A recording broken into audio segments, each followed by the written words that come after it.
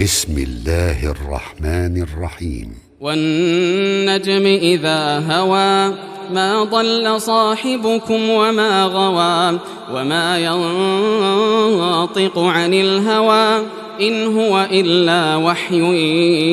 يوحى علمه شديد القوى ذو مرة فاستوى وهو بالأفق الأعلى ثم دنا فتدلى فكان قاب قوسين أو أدنى فأوحى إلى عبده ما أوحى ما كذب الفؤاد ما رأى أفتمارونه على ما يرى ولقد رآه نزلة أخرى عند سدرة المنتهى عندها جنة المأوى إذ يغشى السدرة ما يغشى ما زاغ البصر وما طغى لقد رأى من آيات ربه الكبرى أفرأيتم اللات والعزى ومناة الثالثة الأخرى ألكم الذكر وله الأنثى تلك إذا قسمة ضيزى إن هي إلا أسماء سميتموها أنتم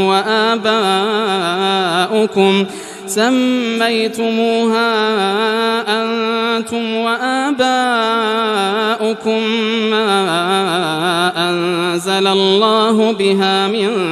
سلطان إن يتبعون إلا الظن وما تهوى الأنفس ولقد جاءهم من ربهم الهدى أم للإنسان ما تمنى فلله الآخرة والأولى وكم من ملك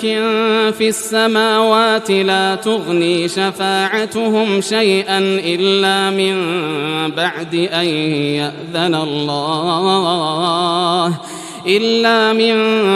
أن يأذن الله لمن يشاء ويرضى إن الذين لا يؤمنون بالآخرة ليسمون الملائكة تسمية الأنثى وما لهم به من علم إن يتبعون إلا الظن وإن الظن لا يغني من الحق شيئا فأعرض عمن تولى عن ذكرنا ولم يرد إلا الحياة الدنيا ذلك مبلغهم من العلم إن ربك هو أعلم بمن ضل عن سبيله وهو أعلم بمن اهتدى ولله ما في السماوات وما في الأرض ليجزي الذين أساءوا بما عملوا ويجزي الذين أحسنوا بالحسنى الذين يجتنبون كبائر الإثم والفواحش إلا اللمم إن ربك واسع المغفرة هو أعلم بكم إذ أنشأكم من الأرض وإذ أنتم أجنة في بطون أمهاتكم فلا تزكوا أنفسكم هو أعلم بمن اتقى أفرأيت الذي تولى وأعطى قليلا وأكدى أعنده علم الغيب فهو يرى أم لم ينبأ بما في صحف موسى وإبراهيم الذي وفى ألا تزر وازرة وزر أخرى وأن ليس للإنسان إلا ما سعى وأن سعيه سوف يرى ثم يجزاه الجزاء الأوفى وأن إلى ربك المنتهى وأنه هو أضحك وأبكى وأنه هو أمات وأحيا وأنه خلق الزوجين الذكر والأنثى من نطفة إذا تمنى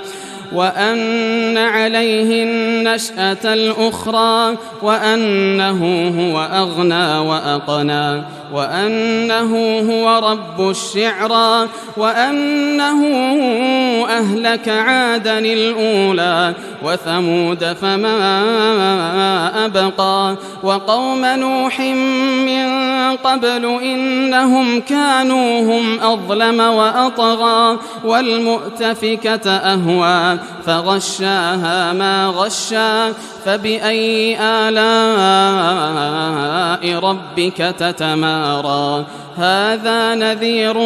من النذر الأولى أزفت الآزفة ليس لها من دون الله كاشفة أفمن هذا الحديث تعجبون وتضحكون ولا تبكون وأنتم سامدون فاسجدوا لله واعبدوا